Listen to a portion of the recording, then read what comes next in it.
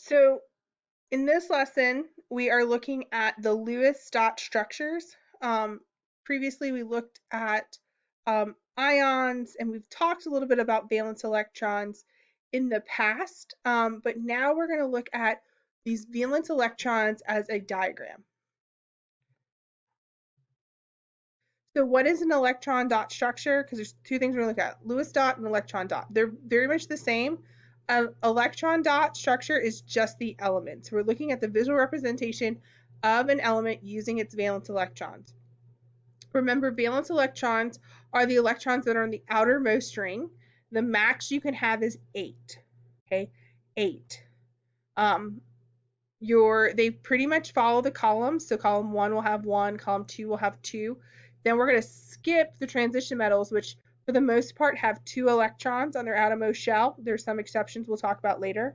And then when we get to column 13, it starts over and it's going to be 3, 14's 4, all the way to 18, which will then have 8. Okay, so it's a visual representation. So if I was to ask you to draw one, your first step is to write your element symbol. So looking at the letters that are in the element box. So if I was doing oxygen, I would write O. Okay. Next, I determine the number of valence electrons. Again, here is a periodic table you can kind of see what I was talking about. So column 1 is all of 1. Column 2 is 2. Okay, and you can see this transition metal is about 2 of them. And then, like I said, transition metal is about 2 of them. And then if you get to column 13, it goes to 3 all the way through 8. Note the exception of helium, which is up here, which is 2, because remember that first ring, that innermost ring, can only hold 2 electrons. Okay, and this is where we get that octet rule. We see 8 is where we're most happy, and so that's what we're always trying to strive for when we look at bonding. Okay, so oxygen is right here, and it has 6 valence electrons.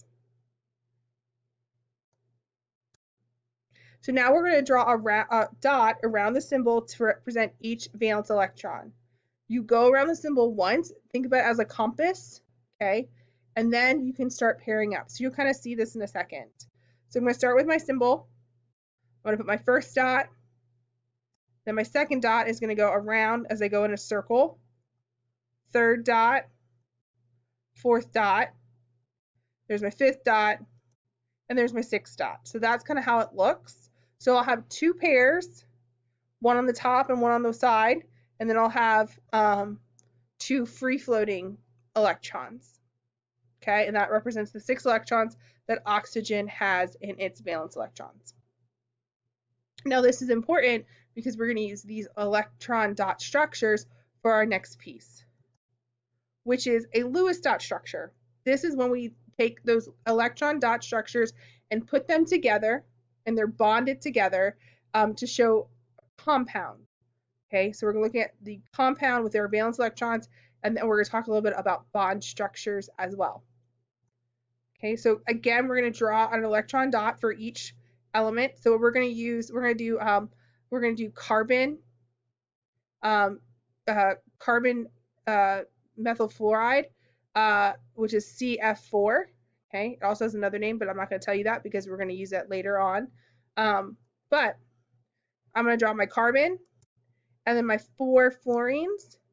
Now, please note that my fluorines, the structure looks a little different. They're all right. So the fact that this one has the dot here by itself, this one has the dot on the bottom by itself, this one the dot's on the right hand by itself, and this one the dot's on the top is by itself, they're all correct.